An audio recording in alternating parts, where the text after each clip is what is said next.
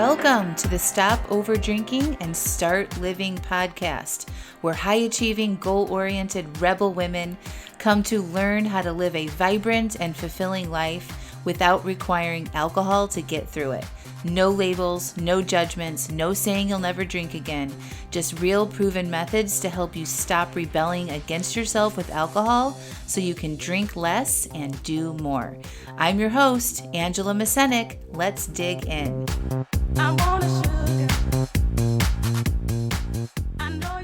Welcome to episode 168, Weekend Binging with Renae Saager. Hi, Renae. Welcome to the podcast. Hello, Angela. Thank you for having me.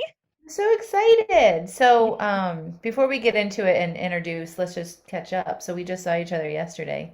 Yeah, we did. It's been a long time. And that was our first time in real life. So that I was know. super fun.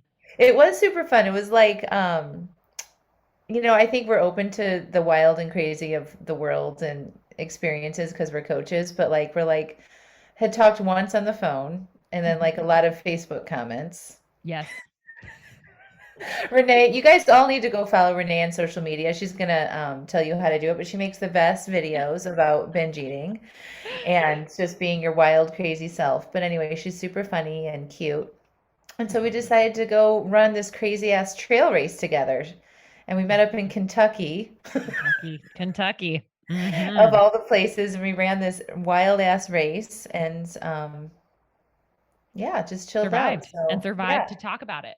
We did. And at times got dark. We weren't sure. There were a couple moments in there where we weren't sure we were going to make it, but we pulled through. But we did. And we survived. And we're back in our own. You're in Indiana. I'm in North Carolina. And so I wanted to have Renae on the podcast because she helps women stop binge eating. And I help women stop over drinking. And there's so much similarities that overlap, and I talk a lot to my clients about food as well. I overate and overdrank and binged both in my past. And Renae had similar and probably even more years of struggle than I did. So why don't we just open it up and why don't you tell them your story about sort of like how you came here, your history and past with that stuff, and we'll jump in. Yeah. So my history started, I do have experience with both drinking and eating, all of the things. And mine really started with food. Food was, even though I don't really believe in food addiction, I don't follow that model. But when I was in it, food really felt like my first kind of addiction, quote unquote. And, in the beginning, it started as restriction and just a way to tone up, lean out, do all of those things. And it started out harmless enough. And then, it kind of became this obsession, this compulsion. And with the restriction came exercising. And then you can only restrict yourself so long and work out so much before you either die or your body takes control and you binge. And for me, it thankfully turned into binge eating. However, I wouldn't think thankfully for about 15 years down the road, but I just started eating out of control in the evenings, just like Googling, why can't I stop eating at night? What's wrong with me? Can I tear my stomach from all the food I eat? Am I addicted to food? I just couldn't stop. I couldn't get it. And I could do so good all day long. And then nights came and it was like this just monster. And I had done that. I was in that do good all day and then binge at night for a couple years, which was exhausting because I'd wake up and I'd be like, okay, today is the day I'm getting back on. I'm not going to binge eat tonight. Come 7 p.m. I was like, maybe tomorrow. And then, rinse and repeat. And then I started to find alcohol. And I realized when I started drinking, I didn't want to eat. So I was like, holy shit. This is amazing. I don't have to eat anymore. I can just drink and things will be great. And also the booze made everything quiet. That was my favorite part about drinking, was that when I was binge eating, like binge eating is stressful. Like you get about a minute of reprieve where everything's quiet, and then you're just filled with guilt and shame. And so you eat more food faster. Mm-hmm. The drinking in the beginning, I was just like, this euphoria came over my body where everything was just quiet. And I thought, this is it. You know, where I first thought it was food, then I thought it was binging, then I thought it was purging, then I thought it was booze. And I did that for a while. The thing that's a little different about drinking, though, instead of eating, is that with eating, you can still kind of like function and no one really knows. Like I could have a bunch of M&Ms in my pocket or go binge on my lunch break and no one knows. But with alcohol, when you show up to work and you're drunk, it's a little harder to keep under the radar. Yeah. So I went to a couple rehabs for my alcoholism. I was a full-blown alcoholic at 20. And I got sober at 22. So I haven't drank since 7/22/09. But I addressed the food or the alcohol thing because that was the thing that was like kind of killing me the fastest. But then the fucking food came back. And I was like, how on earth do I manage this? The alcohol, I just stopped, I eliminated it. But this food thing, like every day I have to manage it. And I tried, FA, OA, Weight Watchers, I mean, Slim Fast, Atkins, South Beach, you name it, I tried it. And, for a total of about 15 years of the restriction, binging, thinking about food, losing the weight, gaining the weight, just all of the madness, I kind of got to this point where, I was just so tired. I was so tired. And my mom had died. And that was a big shift for me because she had only known me struggling with food and body. Like since I was 14, that it was just like, she couldn't figure out why her poor daughter could not just eat or not eat and just be okay. And when she died, it was just this really kind of lightning bolt into my life where I was like, it's so short. Our life is so fucking short. And for the last 15 years, my main focus has been getting smaller, losing weight, or something around food. Like, yes, I was still in school and I was dating and I was working, and on the outside, everything looked okay. But internally, I was like a tightly wound rubber band just waiting to pop. And so when she had died, I went through that process of just kind of grieving. And I just knew that I didn't want to do that anymore. I didn't know what else was available. I didn't know how. I didn't know how to not eat everything. And kind of through years of, I went to treatment for my eating disorder too. I started learning about intuitive eating and health at every size. And ultimately, I just really stopped trying to control everything I ate. Because for me, so much of my binge eating and body stuff was anxiety, was just shape shifting anxiety. So it went from food, and then it went to exercise, and then it went to booze, and then it went to my business, and then it went back to food, and then it went to boys, and then it went, it's just like all the different things. And so for me, learning how to really manage my anxiety, but also to just get a realistic idea of what my body, quote unquote, should look like, because for years I had screenshots of these CrossFit chicks with really defined bodies and super strong. And I'd take that screenshot to personal trainers. I'd be like, make me look like her, make me look like her. And like, first of all, they've been gymnasts for like 30 years. And so like, we're just so different. I mean, I could, but it would be hard.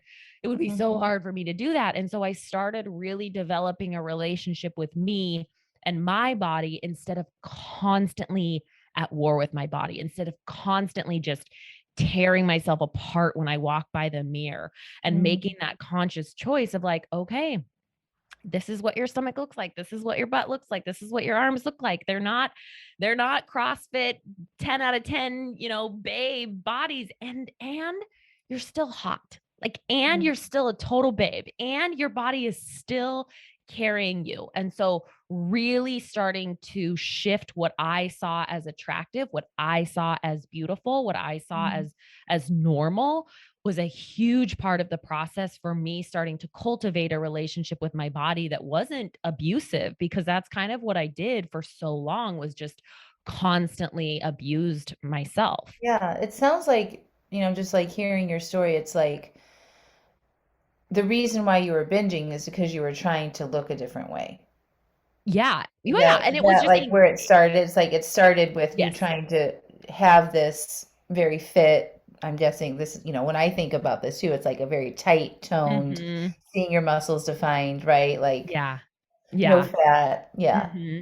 Yeah. And it just like, I was very, very type A. Like every morning I got up and I wrote my schedule down to the minute, like 15-minute blocks. I was like, Hmm. and a lot of people teach that, and that's great. I don't think I'll ever really, maybe I'll go back to that, but it was just, I was very, everything had to be perfect. Everything Hmm. had to be in control. And it was Hmm. just kind of like all day long, I was like a pressure cooker and go, go, Hmm. go. Everything's perfect. Ugh, push, push, push. And so then finally, when evening came around, it was the first time of the day where I let loose a little, where I Hmm. took a breather, where I, let myself eat something. And Hmm. so because I had been going so hard all day and barely eaten anything all day, when night came, it was just like the party started. Like whatever was fair game, and I was going to eat it. And I didn't want anyone to get in the way. Like, just let me Yeah. do my thing. Yeah. So can let's back up. Thank you for sharing your story, by the way. I want to make sure that like our listeners know who you can help. Same like, I help people that can they're not too far down the spectrum of like, Yeah. really hard like alcoholics, like not Yeah. functioning.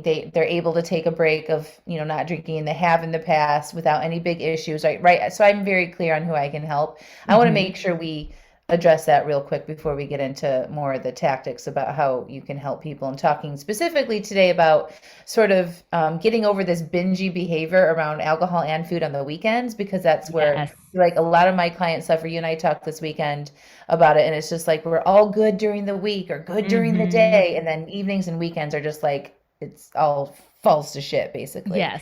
So I want to make sure that we can distinguish who you help. Like it sounds to me like you're specifically talking about people who have been on diets or trying to lose weight that tend to Hmm. have more bingy type episodes, but you're not really talking about other mental health stuff that leads to binging. Can you talk about that for a minute?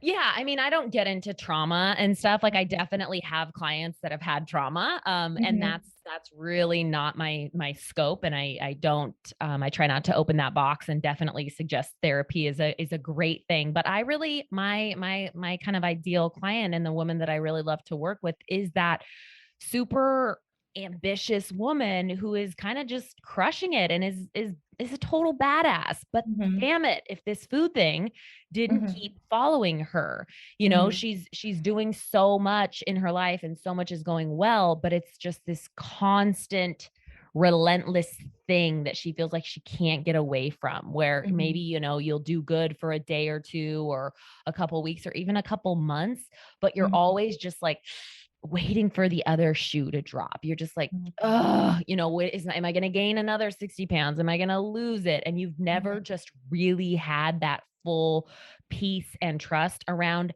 any food and with your body, to be able to go out on vacation, kind of like what we talked about, go out on vacation and eat all the food and gain a few pounds and not lose your mind. Just be like, I don't know, this is part of living it, like YOLO, Hmm. whatever. I don't Hmm. have to think that I'm going to go back and just gain another 25 pounds because I had this weekend. So it's this woman that's tried everything. A lot of my clients have been dieting or binging or restricting for 15, 20 years of their life. And Yeah. they're at this point where they're like, listen, I don't need to be a Victoria's Secret model. I'm not going for that anymore. I want to Hmm. feel good in my body. I enjoy eating healthy. I enjoy exercise, and I'm having a hard time with that. Like Yeah. I'm living in the extremes. I'm binging on chocolate in the evenings or chips. And I can't figure this out. So that's really the kind of person that I Okay. I can help the most. Cool. Thank you for clarifying that. All right, so let's just talk about some of the behaviors that, you and I talked about this weekend. It's like we're restricting during the week. Mm-hmm. We're, people. Yes. I feel like I finally like that trust that you talk about, like trusting that I can eat whatever I want. If I, for me, I do still plan. That is a tool that works for me. But for some people, they plan it like they plan their food according to a diet or for weight Yeah. loss, right? And it's like Yeah. super like I'm gonna have chicken Caesar salads Monday through Friday for lunch every day, and then Yeah. just like a simple vegetable and a meat or something at dinner. And then on the Yes. weekend comes, it's like open the bag of chips, right? Yes. Get the pizza, the cheeseburgers, the friend. If you could see me, I'm Yeah. pretending like I'm Shoveling it shoving in. it in my mouth right now, right? And then it's like 3 days of this bingey type shit. And then Mm-hmm. we feel like shit, right? So let's just talk about that. Like why does that occur Yeah. from your experience and your history, especially like let's talk about that a little bit. I think so many women have such a messed up idea around what like eating healthy is. When we Hmm. think eating healthy, it is it's restriction. It's a diet. And that's Hmm. from, years of Oprah and Shape magazine and fitness and seeing all the graphs in magazines and seeing all the nutrition calorie calculators and the 1200 this, and it's a semi-starvation diet. And when you do that, your body by binge eating is actually a very healthy response to keep you alive. But I think that that's a huge reason for the binge eating on the weekends, is that we think we're quote unquote doing good or eating healthy.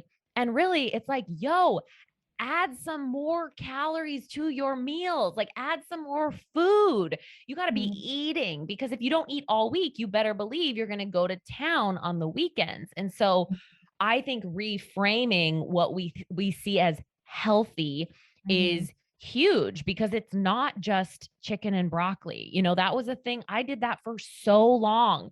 It was either chicken and broccoli and rice, or I was eating a whole pizza in my car, Right. And so it's Yeah. like, oh, we can still have, we can eat healthy and have chicken enchiladas and chili and go out to eat, right? Instead of I can't do that. I have to stay on my plan. So I have to stay home and eat this steamed fish because, Hmm. and that's just restriction, and your body is going to reject that.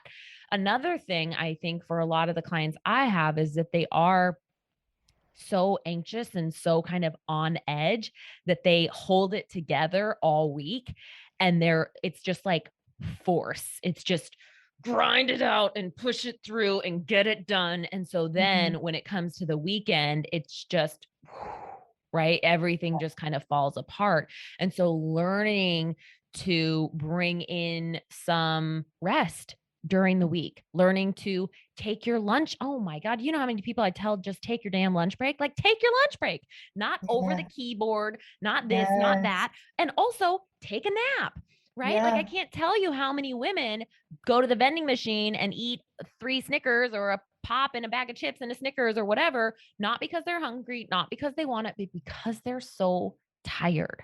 And Yeah. it's retraining that relationship to, working and resting, because so long women wear this badge of honor and are told like, oh, she works so hard, she's so relentless, and we're Hmm. we're told like this is the best thing ever.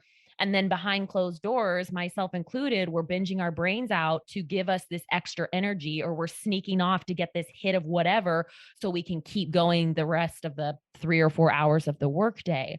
And so it's really learning to bring in that rest, learning to bring in that fuel, and eating Hmm. enough so that you, like, over the course of 6 months, you don't Hmm. have these extreme highs and lows. Yeah, it's like just like learning how to be constant and stable in your energy like throughout the day and Yeah. week every day and Yeah. spreading out like so you don't feel like you need to play catch up on the Yeah. weekends with, Mm-hmm. I haven't relaxed or I've been, so tight and rigid on my food all week and then this is where I Mm-hmm. can let loose a little bit. It's not like we're saying that you shouldn't do that. It's just if you binge on Yeah. alcohol or food, Yeah. this is a lot of the reasons why, right? Because we're Yeah. just like white knuckling through the week. not Mhm. processing our emotions, not checking in with ourselves, not taking care of ourselves, putting Yeah. everybody else's needs first. And then we've trained our brain over time to like seek relief in food or Mm. alcohol on the Yeah. weekends. Yeah. Yeah. And the thing that, is the payoff in the beginning is so fast, right? When we have food or when we have alcohol, it's just like bam, instant fix. And Hmm. so that's a reason why it is so enticing, and starting to learn how to adequately process and allow those emotions is going to be like, when we think about the long term, it is actually going to have a greater effect than just that instant hit. So learning to be with discomfort. And this is like a tricky little line to walk, because a lot of times clients will want to use this against them because they have used, like, okay, well, if I want to be healthy, if I want to take care of myself, then I wouldn't let myself eat this cookie. And it's still really trying to shove you into this mold of diet culture, right? And so it's like, no, you can take care of yourself and enjoy a delicious chocolate chip cookie. Yeah. You can take care of yourself and enjoy pizza with your friends and like go out and Yeah. live it up. And it's like eliminating this black and white thinking and Yes. expanding that horizon. Yeah. And I think too is like in the coaching space, we teach people like you have to be willing to be uncomfortable, right? Yeah. Yeah. And so sometimes that can be taken out of context or like, well, I really want this and I should be willing to be uncomfortable right now. And we kind of use that against ourselves, which is Mhm. like, I think that's kind of part of that tricky fine line that you're talking about. Yes, Yeah. exactly. And ultimately, it comes back to developing trust with yourself, because Hmm. it's not about the food. It's not about what you're eating. We talk about, in Hmm. my coaching, we talk about food for like a month or two, and then it goes to everything else. And we think it's Yeah. about the food. And that's the problem. That's why you feel like you're insane, because you keep just like rearranging your food into all these different ways. Right. Like, They're like, if not, I didn't have the food in the house or yes, the thing that I binge on in the house, I wouldn't do it, right? So we go through yes, these extreme measures of eliminating it, and then we don't learn how to be with that shit that we actually do like sometimes. And it's yes, okay to yeah, like it, right? It's like, yeah, it's fine to like that stuff and to yeah, eat, yes. right? Yeah. Yeah. And then you get that sense of safety, because, Hmm. I really think that your relationship with food is a relationship to so many different things in your life. Yeah. Like, if you don't trust yourself around food, it is hard to trust yourself in relationships, with money, in your job, in so many different things. And so when you Hmm. establish that trust with food, it really ripples into every other area of your life. Hmm. Okay. So what's a couple things that we can do to help people to reduce the binge or how do we help them understand that it might happen or what to do with it if this is a pattern for them?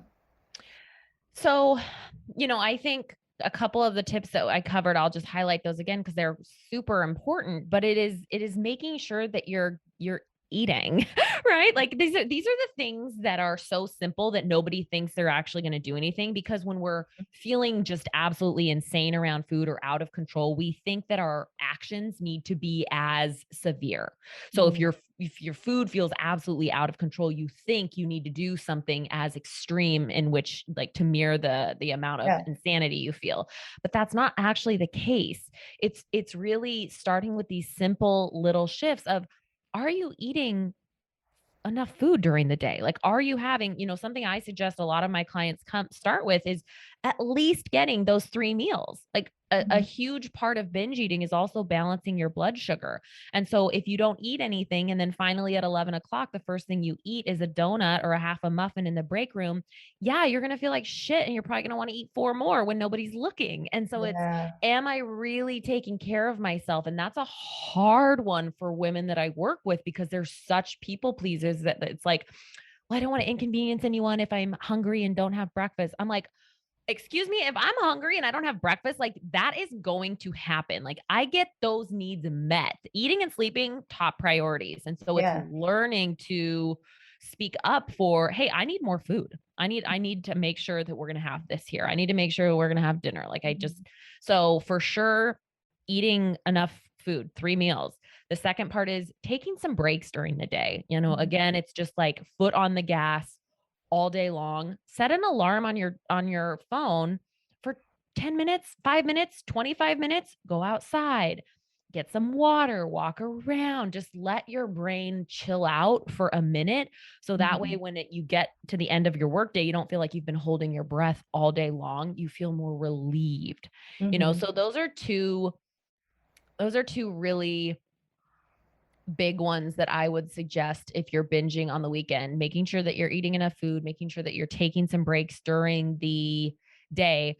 And also, this is a little bit more of a nuanced conversation, but if you do have these like certain types of foods that you're binging on, try to bring those in a little bit more, right? If you're so used to never eating chocolate chip cookies and the only time you eat them is when you eat 19 on Saturday nights, it's like, have a cookie with lunch. Like bring in a chocolate chip cookie. I know for me, my two biggest binge foods were cereal and ice cream.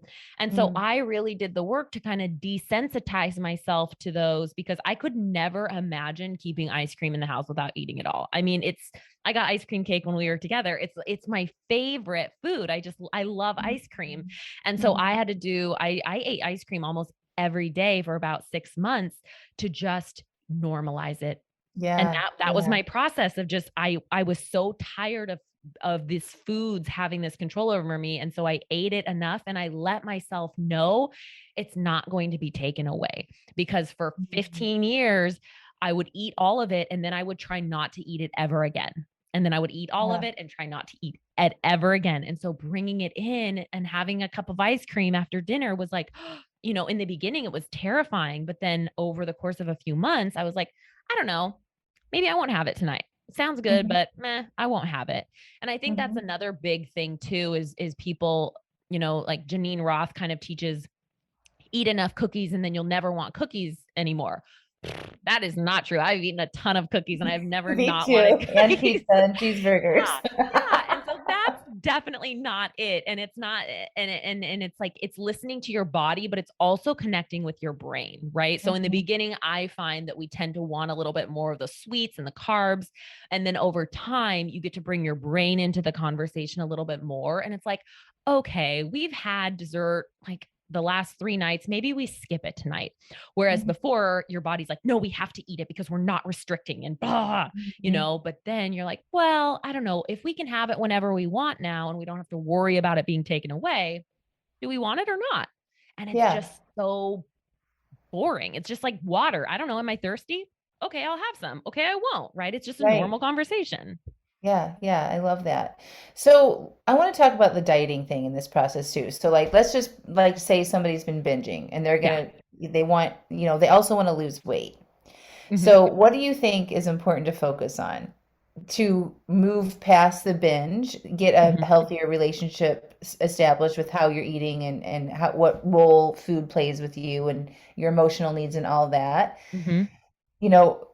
For me, it sounds like I would say, let's focus on trusting yourself with food and take the weight loss goal off the table for now. Oh my God. Like, talk to me about that. I have a whole podcast on this exact topic because it's a lot of my clients, even though I don't talk about weight loss ever, a lot of clients come to me and they're like, okay, but like, I would like to lose like 35 pounds and I wouldn't mind losing some weight. And I'm like, yes, I know. I hear you.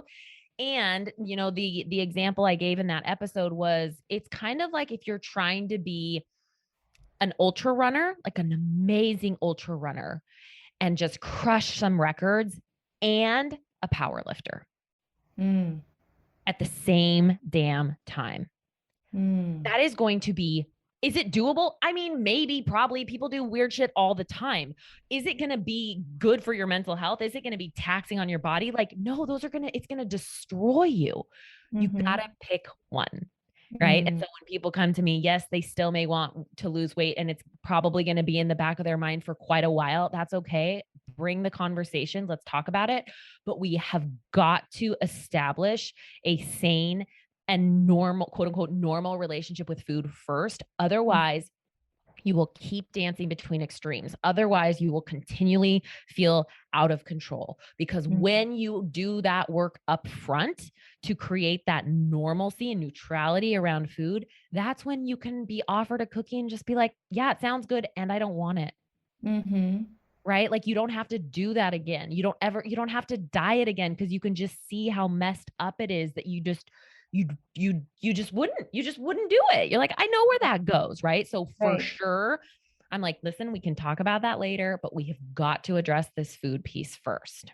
Yeah. And I think too, just like acknowledging that it isn't working, right? Like Mm-hmm. you going on a diet and, trying to stop binging at the same time Yeah. probably wouldn't be still having the same problems, right? Because we've Right. all done that. I mean, especially, Yes. we've in the past before I found coaching, it was, Yeah.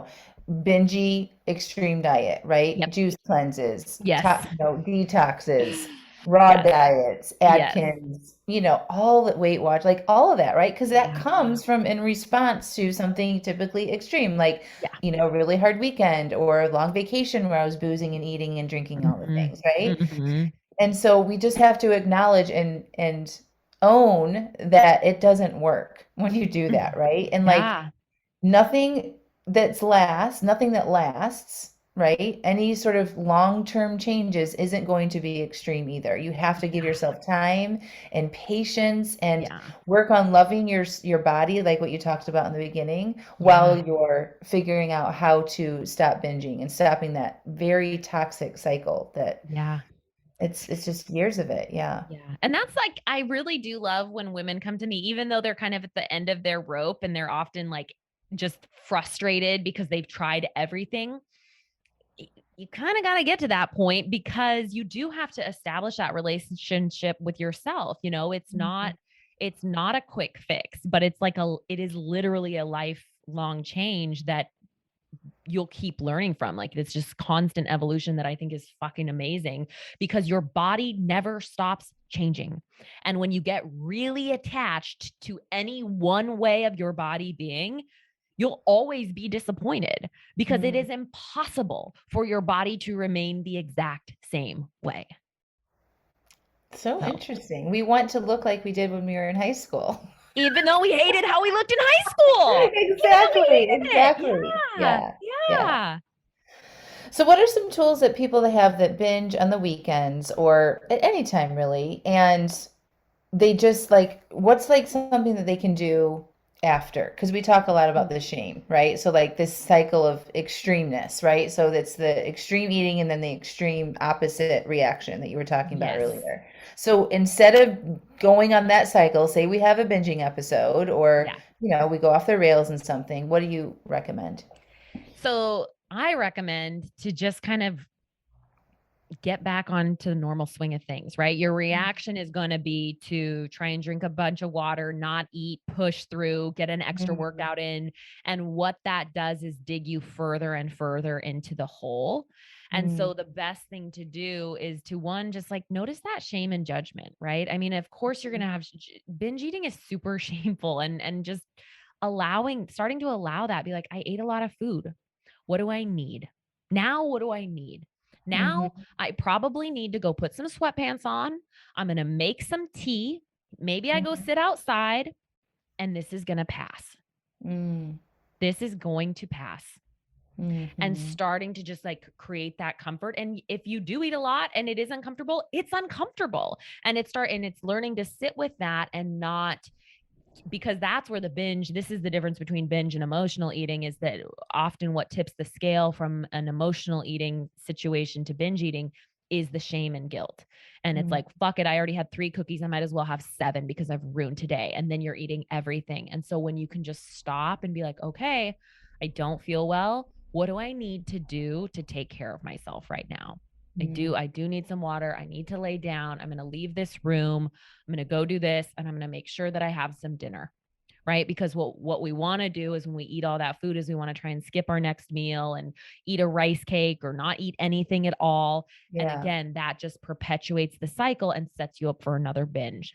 And so it's like, Yeah. okay, I'm going to have dinner and maybe it's not as big as I thought it was going to be, but I'm still going to eat something and I'm going to take care of my body. And I just know Mhm. that nothing went wrong, and that's the thing too, is to remember that whether you binge one day or 3 days in a row, whatever, like getting out of that idea that what you do in one 24-hour window is going to make or break you, right? Like that's a Yes. big thing, God. especially for the calorie counters and macro counters and stuff. Like you're Yeah. just going to have days where you're going to eat so much food or so many carbs or so much sugar or so much whatever. And it's going to happen. If we take like 5 years of your life, if we take 1 year of your life, you're going to have those days. Mm-hmm. So getting out of that idea of, oh my gosh, I ate so much food for the last 3 days. What am I going to do? It's just like, whatever. So I'm going to go back to my normal routine. I'm going to get back Mm-hmm. to eating like we talked about. I'm just going to get back to eating the normal foods that I like. And this doesn't mean anything about my weight. This doesn't mean anything about my fitness.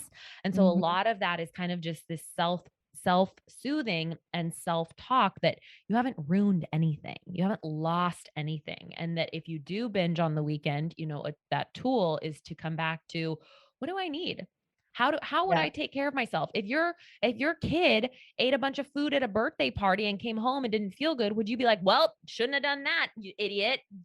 Right. Go outside and do jumping jacks and feel bad. And, you'd be like, oh, we probably won't want to do that again, do we? What do you need? You need to lay down? You want some water? Yeah.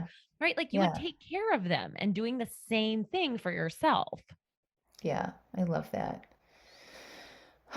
This is so good. I wanted to, when you were talking about that, something came up. Um, I think it's like the progress over perfection, right? So like Mhm. letting go of the perfection that if this is something that you want to intentionally start working on, reducing how much you're binging Mhm. around the weekends, right?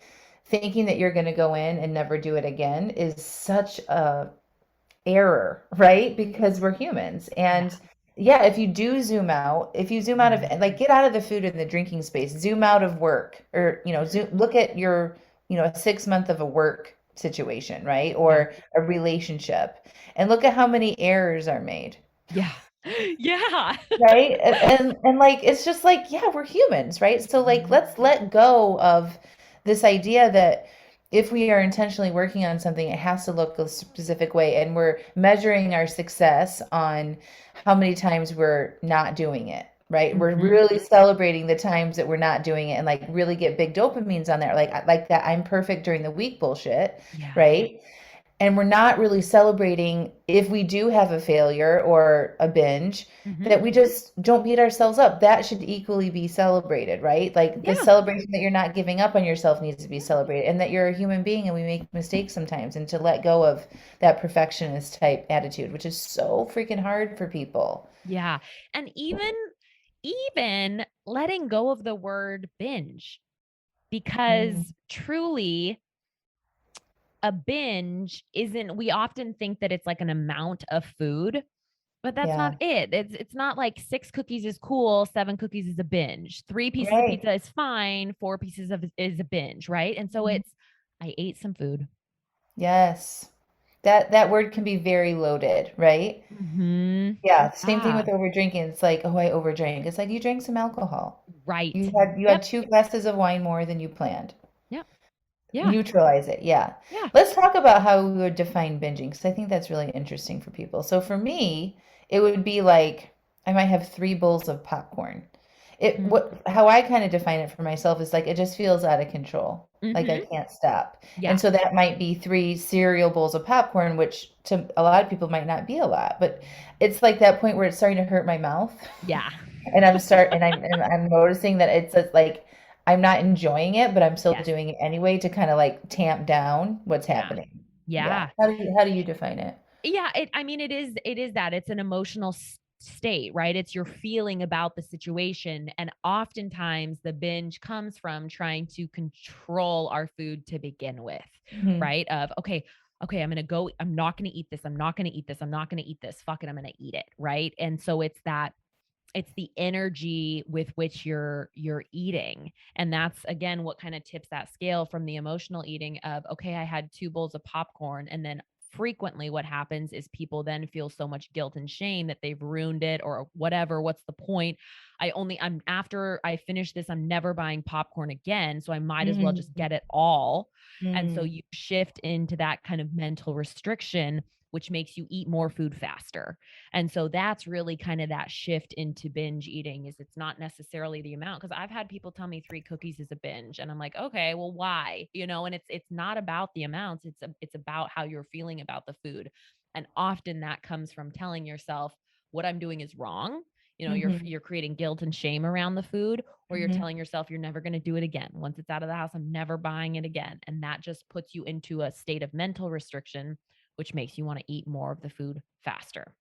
Yeah. Yeah. So good. So it's Yeah. different for everybody. Yeah. Yeah. But I Yeah. do think normalizing it, like what you do with alcohol, of just, okay, I ate some food. Like, let's Mhm. really strip it down to the facts, because when clients come to me and they're like, I binged and I can't believe it. I'm like, okay, well, what was it really? And then they tell me and they're like, well, I mean, and I didn't eat anything before, and I had a light dinner the night before, and I wasn't really, and it's like, okay, well, so really you just ate a little bit more food because you were freaking hungry, And so when we take some of that energy out of it and we really look at it, then you can learn from it. But when you have so much guilt and shame, all you want to do is crawl under a rock and die. And so then Yeah. it's really hard to do anything different. And the thing that I really love about the binge eating conversation is just normalizing it. Like, I Mhm. know for myself, it was mortifying. Like, I was so ashamed that I would go to like 7-Eleven and buy little brownies and hot chocolate and milk duds and just all this shit. And I felt awful because I knew I didn't want to be doing it, but I didn't know how to stop. And I had created an image of myself that I was like, if anyone knew I did this, they would hate me. They would just, there's no Mhm. way people would like me or ever see me the same. And Mhm. the truth is, like, people just, we eat People food do and this shit, right? it's Like this is not really that unusual that it's people not, eat sometimes more than we should. yeah, or in Most secret, like, humans do, right? There's yes, not anybody, I don't care what they look like or what they do, yeah. that doesn't sometimes eat more than they want to. Right. And that's another thing, is like normalizing emotional eating. I tell people, when you are emotionally eating, call it out. I'll be like, yeah, I totally am emotionally eating this ice cream. It's Mhm. not the worst thing on the world. Like, it's Yeah. a coping skill, just like taking a nap, just like Mhm. journaling, just like a bath, just like shopping. Mhm. Like, it's just a coping skill. And so, Mhm. yeah, when we own it, it can't own you. So when you get that Yeah. ice cream, I hope you put that shit in a bowl, you heat up some chocolate sauce, and you enjoy it, because Yeah. there's nothing, you're not doing anything wrong. And when we can eliminate that shame, then you don't go back for bowl 2, 3, and 4. You're just like, yeah, I Yes. enjoyed it. I really loved Mhm. it. It was so good. Mhm. Mhm. Yeah. Awesome. So tell them a little bit about you and how they can follow you. Yes. Well, I'm Renae Saager, and I'm really active on social media on the Instagram. So you can find me over on Instagram at Renae Saager. My website is also at renaesaager.com. And then I have a web podcast called Ditch the Binge, where there's tons of good episodes in there that you can learn all about the stuff we talked about today. That's awesome. And do you have a freebie, like something that they could go sign up to get, like a worksheet Yep. or something? The 3 reasons why you can't stop eating. So they can grab Ooh. that as well in Is my that on your Instagram. website? It's on my Instagram right now. I'll Okay, be sharing it cool. on my Facebook too. I'm revamping it a little bit. So it'll be up on my website hopefully within the next week or two. Okay, cool. Yeah. Any final comments, suggestions, tips for people who might struggle with binging and mindset, anything like that you want to leave them Yeah. with? The biggest thing I think that I would love anyone to hear that's struggling with food and body stuff is that it's so easy to think you're the only one that can never really get over it. And that's something that I hear with every single client is, yeah, I hear what you say, Renae, but I don't know if I can do that. And I Hmm. mean, I have tons of client interviews too on my podcast where women felt that way too, of, I'm the only one that can't do this. I've struggled with it for so long. And just know that that's just not true. Like, it's really not true, but you do have to show up and be willing to do something different to get a different Hmm. result. And sometimes it's a little uncomfortable up front, but that change and just feeling normal around any food is 100% possible. I love it. Right, like the same things aren't working. Right. Yeah. So what we've tried in the past is clearly not working. So we have to be open to thinking about it differently, to trying something new, letting go of all the constructs that we've been taught, Yes. right? And Yes. that's a process. Yeah, it's Yeah. hard. Diet culture is deep and insidious and sneaky and everywhere in the same way that Yeah. drinking is. It's just Hmm. so normalized. Like if you don't Hmm. have wine at dinner, people are like, "What?" If you Hmm. aren't on a diet or trying to change your body in some way, people are like, "What?" And so it's really, this is why I love that you have that community of just helping your people find other women that are thinking the Hmm. same way. I think that the community is so important in this work. Yeah. So good. All right. Well, thank you so much for coming. They will find this hugely valuable, and they should all go check out. I'll link all your stuff up in our show notes. But thank you so much. It was Yeah, fun. thank you. Thank you. All right. We'll talk soon. Oh my gosh, I love that conversation, Renae. Thank you. So we've linked up all of Renae's things in the show notes. You should go follow her and apply what we talked about today. And if you want to join my Stop Over Drinking and Start Living coaching program, the application link is in the bio. Get your applications in. I hope you have a beautiful week. Talk to y'all soon.